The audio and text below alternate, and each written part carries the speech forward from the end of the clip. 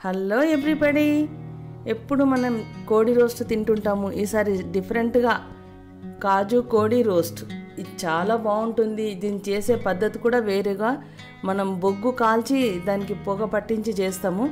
చాలా టేస్టీగా డిఫరెంట్గా ఉంటుంది. దీన్ని ఎలా చేయాలో చూద్దాం. ఇది దాదాపు 1 కిలో చికెన్ అవుతుంది. దీన్ని మంచిగా కడుక్కొని ఒక బౌల్లో వేసేసి కొన్ని వాటర్ పోసి కొంచెం సాల్ట్ వేసేసి ఒక ½ అన్ అవర్ నానబెట్టాలి. ఇలా నానబెట్టడంతో చికెన్ సాఫ్ట్గా అవుతుంది. ఈ లోపల మనం మసాలా మిక్సీ పట్టుకుందాం. దాల్చిన చెక్క, జాపత్రి, తర్వాత చక్రం పువ్వు మొత్తం వేయద్దు, ఒక సగం వేస్తే సరిపోతుంది. తర్వాత ఒక 3 లవంగాలు, 2 యాలకులు, ఒక ఆనియన్, ఇవన్నీ తీసుకొని మిక్సీ జార్లో వేసుకొని మిక్సీ పట్టుకోవాలి. ఇందులోనే కారం వేయాలి. సగం కారం ఇప్పుడు వేస్తాం, తర్వాత కూడా కొంచెం కారం వేసుకుంటాం. ఒక 2 టీ స్పూన్ల కారం వేసినాము. పచ్చిమిర్చి కూడా వేస్తాం కాబట్టి 2 టీ స్పూన్లు సరిపోతుంది.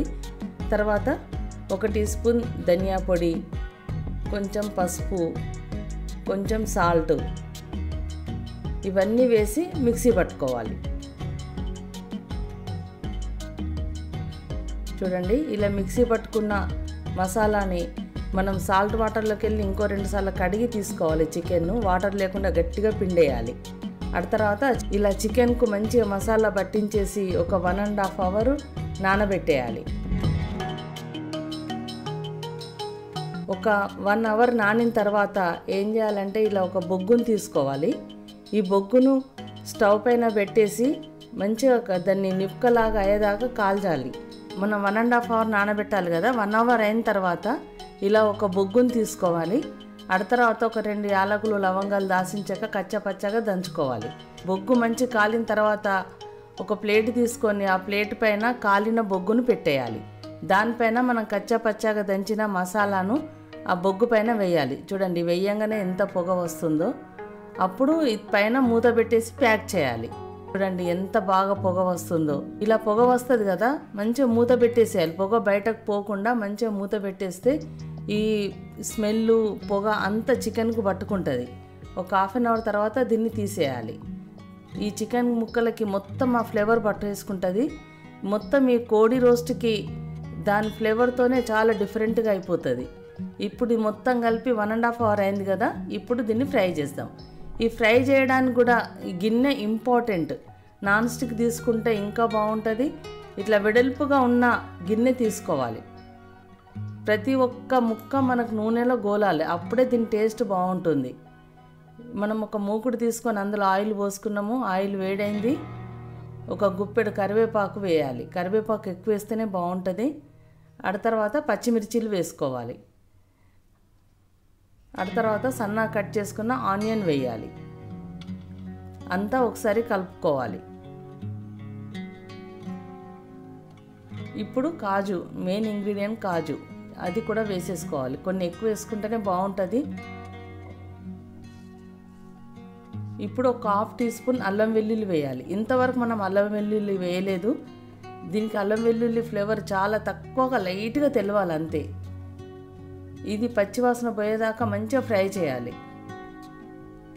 ఆ తర్వాత మనం మ్యారినేట్ చేసిన చికెన్ వేసేసేయాలి.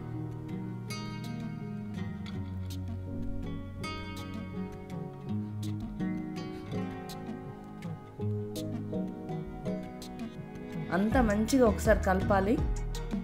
ఇలా అంతా కలిపిన తర్వాత మూత పెట్టేసి కొంచెం ఉడకనివ్వాలి. ఈ మసాలా అంతా నూనెలో ఉడికింది. చూడండి, ఆయిల్ పైకి వచ్చింది. మళ్ళీ ఒకసారి మంచిగా కలుపుకోవాలి. ఇప్పుడు చికెన్ని మనం కొన్ని వాటర్ పోసి చికెన్ని ఉడకనివ్వాలి. లోపల నుండి కూడా మంచిగా ఉడకాలి కదా. కొన్ని వాటర్ పోసుకున్నాం, ఎక్కువ అవసరం లేదు. ఆల్రెడీ నానిన చికెన్ కాబట్టి తొందరనే ఉడికిపోతుంది. మూత పెట్టేసి ఉడకనివ్వాలి. ఇప్పుడు చూడండి, ఆయిల్ మొత్తం పైకి వచ్చేసింది. ఆ వాటర్ కూడా సింక్ అయిపోయి చికెన్ కూడా మంచిగా సాఫ్ట్గా ఉడికింది. ఇప్పుడు దీన్ని ఫ్రై చేయాలి. టేస్ట్ చూసేసి ఇంకొంచెం సాల్ట్ వేయాలి. ఇప్పుడు కారం మాత్రం కంపల్సరీ వేయాలి. సెకండ్ టైం కారం వేస్తే దాని ఫ్లేవర్ మారుతుంది. ఈ కొన్ని కాజులు కూడా పైనుండి వేసేసి, ఇది కాజు కోడి రోస్ట్ కదా, కొంచెం కాజులు ఎక్కువ వేసుకుంటేనే బాగుంటుంది. ఇప్పుడు కారం వేస్తే మంచి కలర్ వస్తుంది ఈ కోడికి. ఇలా మంచిగా ఇప్పుడు ఫ్రై చేయడమే, ఇక ఆయిల్లో మంచిగా ఫ్రై చేస్తూ ఉండాలి. ప్రతి ఒక్క ముక్క మనకు ఆయిల్లో గోలాలి, అప్పుడే దీని పర్ఫెక్ట్ ఫ్లేవర్ అనేది వస్తుంది. మనం చికెన్ చిన్న దానిలో చేస్తే ఒకదాని మీద ఒకటి ఉండి ఒకటి గోలుతుంది, పైన ఉన్నది ఉడుకుతుంది. గోలడం వేరు, ఉడకడం వేరు. అందుకే ప్రతి ఒక్క ముక్క గోలాలంటే వెడల్పుగా ఉన్న దానిలోనే ఫ్రై చేస్తే బాగుంటుంది. అప్పుడే దీని పర్ఫెక్ట్ టేస్ట్ వస్తుంది. మనం బొగ్గుతోని దీనికి ఆ ఫ్లేవర్ అంతా పట్టించినాం, చాలా అంటే చాలా టేస్టీగా ఉంటుంది. పైనుండి చివరగా కొత్తిమీర వేసేసుకొని కలుపుకొని సర్వ్ చేసుకోవడం అంతే. చాలా టేస్టీగా ఉండే కాజు కోడి రోస్ట్ రెడీ అయిపోయింది. మీరు కూడా తప్పకుండా ఒకసారి చేసి చూడండి, ఎంత బాగుంటుందో. స్టార్టర్గా తినడానికైతే చాలా చాలా బాగుంటుంది. తప్పకుండా చేయండి, తినండి, ఎంజాయ్ చేయండి. ఈ వీడియో నచ్చితే లైక్ చేయండి, షేర్ చేయండి, సబ్స్క్రైబ్ చేయడం మాత్రం మర్చిపోకండి. Thank you.